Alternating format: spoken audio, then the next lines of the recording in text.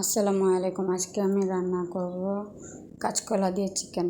প্রথমে কড়াইতে দিয়ে দিলাম পরিমাণ মতো তেল, পেঁয়াজ কুচি, কয়েকটা তেজপাতা।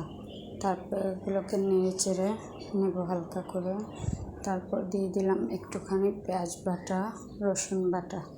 এগুলোকে নেড়ে চেড়ে কষিয়ে নেব। তারপর দিয়ে দিলাম পরিমাণ মতো লবণ।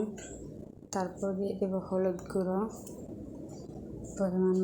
পরিমাণ মতো মরিচ গুঁড়ো, তারপর জিরার গুঁড়ো দিয়ে দিলাম, গরম মশলার গুঁড়ো দিয়ে দিলাম। এগুলোকে নেড়ে চেড়ে হালকা একটু পরিমাণে পানি দিয়ে দেব আর একটু মশলাটা কষার জন্য।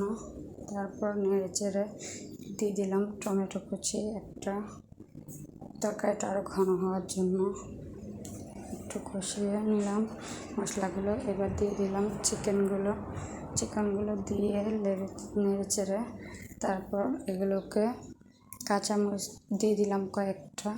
তারপর এগুলো একটু নেড়ে চেড়ে ঢাকনা দিয়ে ঢেকে দেব কিছুক্ষণের জন্য, একটু সিদ্ধ হওয়ার জন্য। একটু কষানো হয়ে গেছে, এখন আমরা দিয়ে দিব কাঁচকলা আর আলু সিদ্ধ করে রেখেছিলাম, ওগুলো এখানে দিয়ে দিলাম, ঢেলে দিলাম। এখন এগুলোকে নেড়ে চেড়ে ভালো করে মিশিয়ে নেব মশলাগুলোর সাথে এবং চিকেনের সাথে ভালো করে মিশিয়ে নিলাম। এরপর ঢাকনা দিয়ে ঢেকে দেবো এগুলো ভালো করে সিদ্ধ হওয়ার জন্য।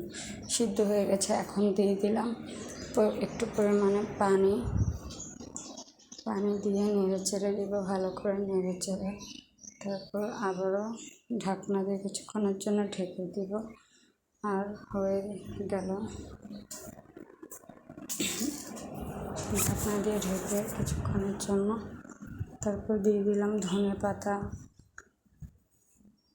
পাতা দিয়ে কিছুক্ষণ নেড়ে চেড়ে তারপর আবারও কিছুক্ষণের জন্য বসে রাখবো। আর হয়ে গেল আমাদের কাঁচকলা দিয়ে চিকেন। এভাবে রান্না করে দেখবেন সবাই, খেতে খুব মজা হয়। আসসালামু আলাইকুম রহমতুল্লাহি ওয়া বারাকাতুহু।